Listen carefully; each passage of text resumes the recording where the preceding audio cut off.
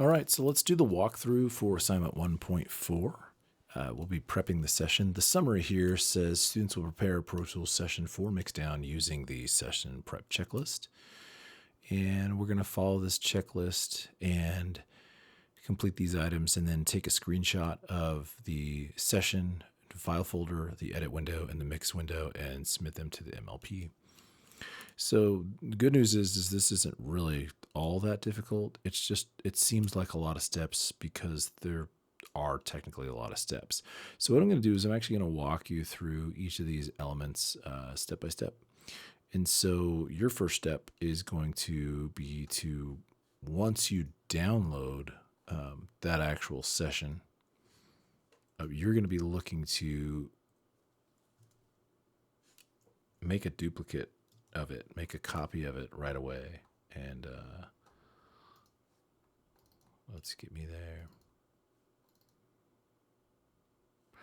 So the first session that you're going to start with is going to be Goodbye Tonight. You'll see the session folder look like this. It'll have audio files in it. Those audio files should launch successfully. But what we actually need to do in order to make this all work is we're going to make some backups of these. And if you bring them all in at once, you might not be likely to do that. You might actually end up bringing them in one by one. So right now they're kind of, all there in one shot. But the Goodbye Tonight session, all I'm going to do is hold Option, click and drag, and you'll notice it'll copy that. All I'm going to do with that is title the very end of it Backup, and it's just going to sit there. That's all it's going to do. From there, I'm going to go ahead and open up the actual session, and it's going to launch. It's going to take just a few moments. It might actually ask a few things.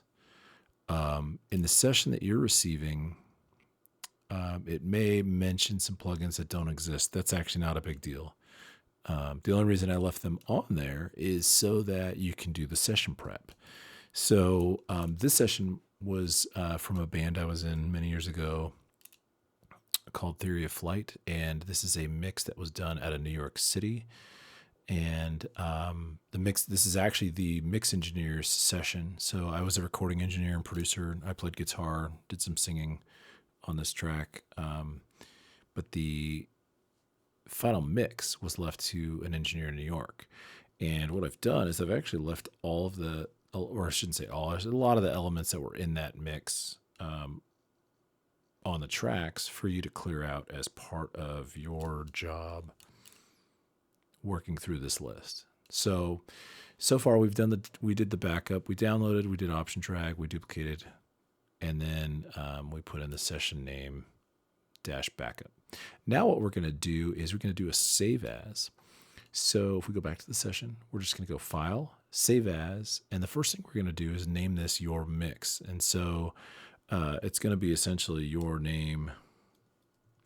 Let's see what this actually says. It says right here, save as song name - your name mix. Okay. And you're going to be using this throughout the course. So we're going to need to go back to it. So if I just put Vince, Casas mix, great. Okay. And that's going to save right there inside of that session folder. And if we ever need to go back to it, we can go back to the Finder by hitting Command Tab and just go look inside of here to confirm inside of that Goodbye Tonight folder. And now we can see, oh, there's my Vince Casas mix. Great. Now what we're going to do is we're going to clear some of these things out pretty quickly. We're going to set all faders to -infinity. And we're going to start by going to the mix window. And if you don't remember, we can toggle the windows by hitting Command equals, and it's going to kick us back and forth between edit and mix. You can also move back and forth by hitting window and choosing it off the list, but we're going to go to the mix window, and we are specifically going to look at the window on the left. If yours is hidden at all, there's a little arrow in the bottom corner that hides and shows it, and you just click that and it'll open it all up. Well, the first thing we want to do is we actually want to go to the group window and select group all so that we can do a couple things to all of the tracks. And you can see it right here at the top. So we're going to hit all. Great. And the first thing we're going to do is we're going to pull everything down to negative infinity, which means all the way off. And you might want to just scroll through, just double check. If you look at the faders, when you bring them down, it should say negative infinity. You should see that symbol there. If you don't by chance, I notice every now and then I see one or two things that has like a weird number. You just pull the rest of the way down. Yeah. So we're just clearing these out. What we're also going to do when we're done is we're going to remove any automation that might exist. And that'll help us to make sure that we have a good starting reference. Good. So that part's done. We're also then going to set the master fader to 0 dB. And that's going to help us when we actually do start pumping some music through. We're going to deselect the all group. And then I'm going to go to my master fader and hold Option and click on it. And it should set us to nominal. Now, just one thing I don't mention in the guide, you need to continue to save, hitting Command S as you go. So what I like to do is just kind of keep my thumb and my index finger aligned and hit Command S every time I do something. So I'm continually hitting Command S. From here, we are going to delete all groups, number 5. In the group window, if any groups exist other than all, press Option plus click on the groups. And then go to the group window menu. It looks like a little drop-down arrow and select Delete Active Groups. And when the warning dialog comes up, we'll hit Delete. So this is, again, back to the group list. We're just looking to see what groups exist. If we hold Option and click any one of them, it'll select them all. And then in the groups menu, we can scroll down and say Delete Active Groups. And then it's going to give us a warning. Are you sure you want to do this? Can't be undone. Great. Do it. Done. Hit Save. Command S. So groups are cleared. Then we want to clear all the routing. But this part's a little tricky. If we go to the mix window, we stay in the mix window. You should see your I/O. And you'll notice that there's a lot of different numbers here. And we're not super concerned about the input numbers, but we are definitely concerned about the output numbers.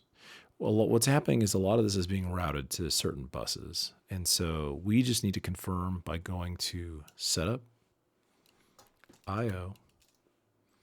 We need to double check what our output map looks like. So on the output, what I'm looking for is I'm looking for something that either says 1, 2, main left, right. In this instance, mine says monitor left, right. And it's assigned to my analog output left, right. Now, if yours doesn't look like this, you may need to go back to either previous videos and previous courses where we do the full-blown I/O setup. Or you can, if you go to my Vince Casas YouTube account, you can find the I/O setup for Pro Tools. I walk you through that there. And of course, you could search YouTube for that as well. On the bus side, though, we need to go to the bus tab, which is next. And then we just need to confirm which label is assigned to that output left, right. So like on here, it says monitor left, right. But when I go to the bus, it doesn't say that. It actually says A12, but it's mapped to my monitor left, right. So I'm actually going to, that A12 is what I need to assign to everybody. So what I'm going to do is a really quick and easy step. And just to confirm that we're following along with this, we just did the bus tab. We found out the I/O routing. We closed the I/O window. In the mix window, in the output, press Option plus click and select out 1, 2, or whichever label you saw on your I/O map. So on mine, I think it was A12. And so all I'm going to do is pick any one of these tracks, hold Option first before I do it. Hold Option, click it, and go to output. Typically, it's the top of the list. A12, monitor left, right. That's the one I want. And, okay. It gave me a warning, but it's actually, all of these are good. And save. What I'm then going to do is, so that's going to route everybody to the main output. I then need to clear all my plugins, followed by clearing all my sends. in my mix window to clear my plugins. Again, I'm going to hold Option. Option is the keystroke that does things to everything all at once, like all tracks. I'm basically going to hold Option. I'm going to go to what actually is our plugin bank. It's called Inserts A through E. Hold Option. I can pick any one of these, just not the master. Click on the little dot, hit No Insert. It's going to clear every insert that exists all the way across on bank A. And then I'm just going to do that to bank B, no insert. I'm holding Option. C, no insert. D, no insert. E, no insert. When I zoom out, what I should see at the very top is I should see no inserts all the way along the way. Now, at the very bottom is my view options menu for my mix window. And I'm going to click this teeny little arrow. And I do want to see sends F through J because I'm curious. I'm not sure that anything already exists. This is basically bank 2 of plugins. There's nothing on them. Great. Okay. So I don't actually need those visible because they kind of take up a ton of space. So I'm going to deselect it again. Now that we've done that step, the next thing we're going to do is clear all our sends. And we're going to basically do the same thing, except that this is going to be in the bank area that says sends A through E. Now, if you notice, there's these big gaps between these, and that's actually because they have an active fader mode where you can actually switch them to fader mode. So if you hold Command and just click the arrow, it'll condense them, condense them, condense them, condense them. Last one, condense them. Great.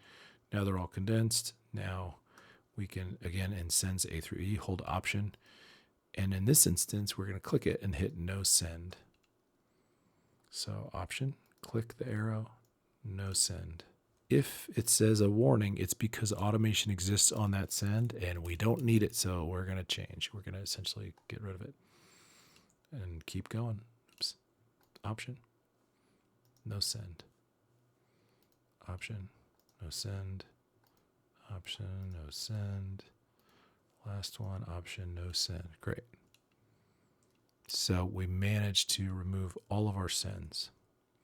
We have a couple more things to do. We are going to then delete the aux tracks. And this we can get to in a number of ways. Off to the left, in both the mix and edit window, you have an available tracks list. In the tracks list, there are these little symbols that show what kind of tracks we have. This little symbol here in the red, that's our master. These other ones below are audio tracks. But the ones in the green, you can see it right there. The ones in the green are aux tracks, and we need to eliminate them. If, like when I came in on this, all of them are selected, hold Option, and it'll deselect all of them. And then you could simply just click that thing, right click it, or control click it, and just scroll down and hit delete. It should be at the bottom. Boom. And that's just going to remove it. Now, just by scanning this, I can see, oh, I have another aux track. Great. Right click and delete. Now, I can also do that on the mix window. If I scroll down to the bottom in the mix, the same symbols exist at the bottom of each of these tracks. I can just scroll on through. And if I see a down arrow, I see 2 right here. I can get both of these in one shot. So I'm going to click the first nameplate, hold Shift, click the next nameplate, hold Shift and Option, and then right click this and hit delete. Now it is important that you hit Shift and Option because if you hit Option, it's going to try to delete everybody. So you do have to be careful if you do it that way. I have a couple more. I can see them right here at the very end. Again, I'm clicking. Hold Shift, click the last one. I'm looking for all the ones with the down arrows. Shift, Option, right click, delete. And again, we can pull those off the list. But if we go back to the list, we go to the top, this gives us the option. Just scroll down. We'd see a green arrow if one was still there. Oh, I see a few. Somehow I missed them. It's just jamming along. There they are. String bus. Okay. String bus. You are gone. We're going to make you up somewhere along the lines. And Vox Master, which is Vox M there. You are also gone. Good. That one's gone. It's cleared. I'm saving it. Again, now we have a bunch of clean tracks. And the last thing we're going to do, actually, we have a couple more things, but it's the last stage, is we're just going to clean all this up. We basically need to make sure that the labels look good, that there's no dead space. We need to check for fades and check for any timing adjustments that have to be made. We're doing mix prep, so we're just trying to prepare for the mix. So pretty simply, an easy way to do this is to start with labels, and all I'm going to do is go to the edit window. It's going to be a lot easier to see from the edit window. And for the drums, I'm just going to highlight a section where the drums exist. So as long as the drums exist in this area, when I push play, I should hear them as soon as I start bringing their tracks out. Good. Now we got kick. Good. That label's good. I'm afraid this is our last chance. Of course, something got... Oh, that's right. We didn't clear automation yet. I'm sorry. So there's one other step. It is mentioned in here. Oh yeah, I see. So it's mentioned in here, but I'll have to give some specifics, add some specific details. It's this. In order to get to this, is if I go back in that misstep, I'm going to go back to all in my groups, and then pull everybody back down to negative infinity. Great. But now I have to go to the mix window, or the edit window. And what I'm going to do is I'm going to zoom in, hold option, click on this little gray spot, and set everybody's size to medium. And then I'm going to select what's called the track view selector, holding option again, and switch it to volume. This is now going to display for me anybody who has volume automation written, and it's hidden underneath. The cool part is all I have to do is kind of scoot over to the right and then select everybody all at once in one shot. Oops. To do that again. And then hit delete. And essentially what happens is that resets everybody's automation. Now we're go back to the mix window, grab everybody's faders, and now everybody should be flatlined at the bottom of their lane with no visible automation left. Great. Hit Command Save. Now we can deselect the all group and move on to the step we were just about to do, which was essentially going through making sure the tracks are labeled well. So I'm going to go back. One thing we can do to easily maneuver with this, if we hold option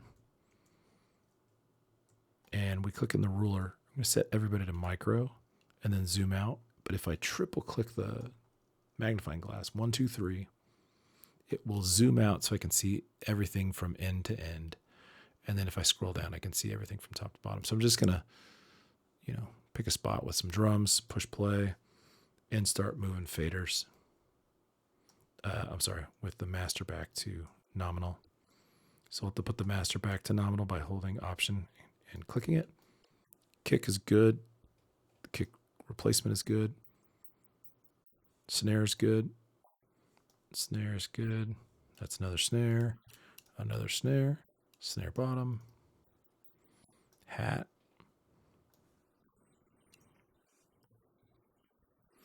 These ones are a little harder to find. What I like to do is if I have to jump back and forth a lot between the mix and the edit window, I'll click the nameplate so I can see it when I get to the other window. So like if I go back to the edit window, I can see, oh, it's this track I'm looking for.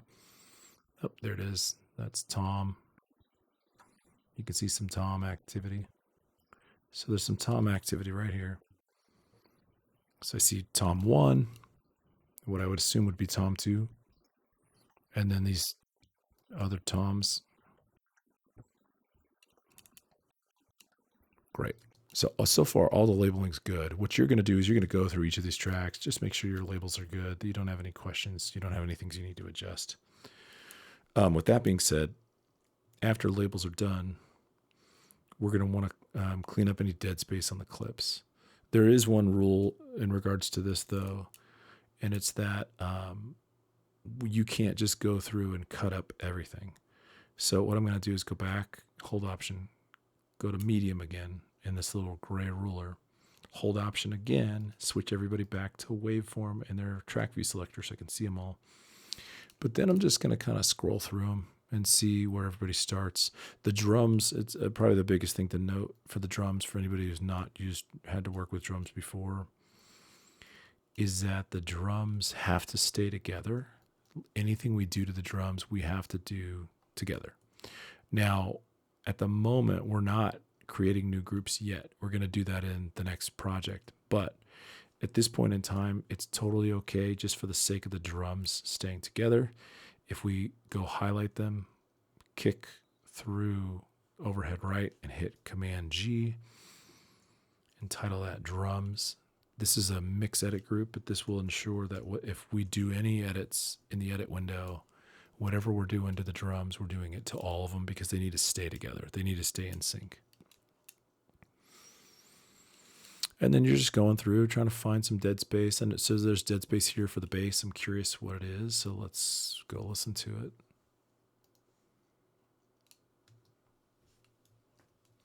And what I'm going to do again is I soloed those using that little solo button there. And that should give me a visual when I get to the mix window. Oh, this is the track. These are the tracks I'm looking at. What's going on there? And in some instances, that is actual noise. If it was printed but it was muted, it would actually be off. So I don't hear anything yet. So far that sounds good, but we could, just for safety's sake, you could highlight it, hit delete. And then the last thing you're going to do is just make sure we have nice clean fades. And if we hit Command F, we can just do a nice easy fade in. Command F. So what I did is I highlighted that with the selector tool. Okay, so the selector tool at the top. And if it's tracks that go together like these, this is just two bass tracks. I'm going to do them both. Hit Command F after I select them. And now we have those fades. And you're just going to want to kind of comb through and make sure that there's nothing problematic. I mean, like there's like this lead viola thing going on over here, and it's got all this dead space. So again, I'm going to hit Command equals, go to the mix window. Really curious to see what's going on with that thing.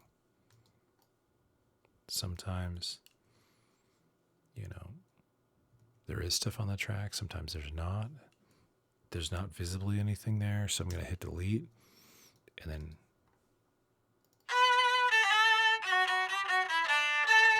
now we could tighten this up, because if there's nothing there, we don't need it. And we could additionally listen to the end of that clip.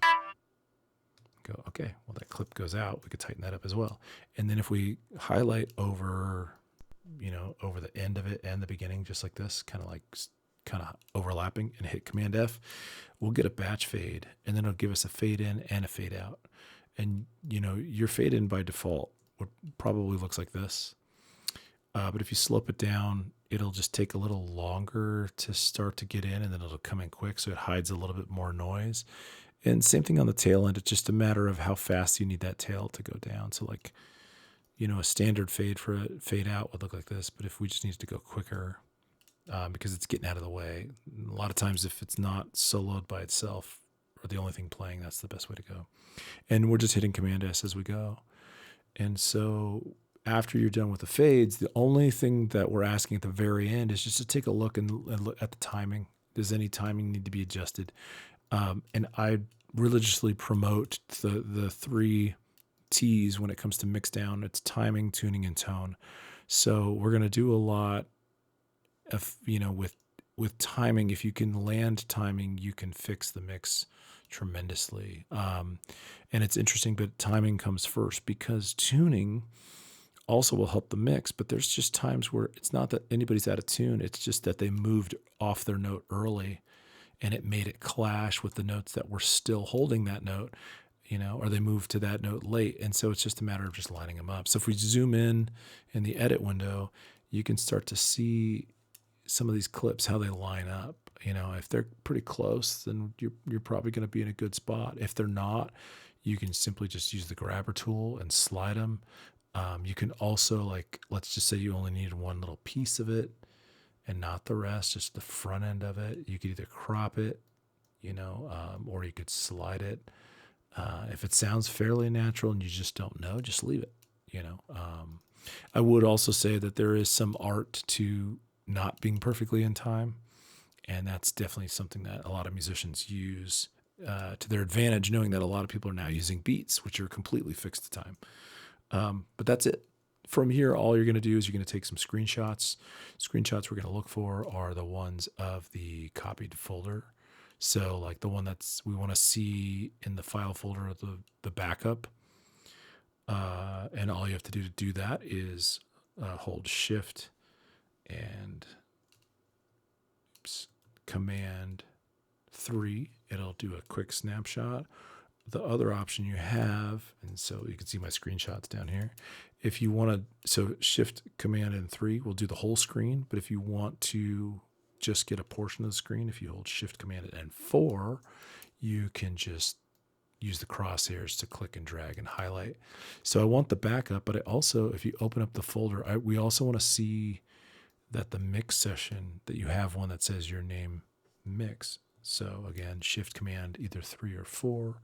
You can highlight that. Great. Now you're going to go to Pro Tools, and you're going to show two things. You want to get a shot of your mix window and a shot of your edit window. And we want to go back to the ruler, hold Option, and then switch to micro so we can just kind of see as much as we can in one shot. Again, hit the zoom 1, 2, 3 times so it zooms out all the way. And then you can do your Command Shift and 3 or Command Shift and 4, so you have your full screenshot. And then you go to your mix window and do the same thing. And in your mix window is going to be a little harder to see. Mine zooms in quite a bit, but you should be able to have a little bit more visibility over it. You might have to do it in a couple of screenshots, but again, you're going to screenshot Shift Command 3 will get the whole screen. Shift Command and 4 will get the crosshairs, and just get the parts that you need. If you need to scroll over to the right and do it again, Shift Command and 3, great. And then you're going to load all of those images to the MLP. And that's it.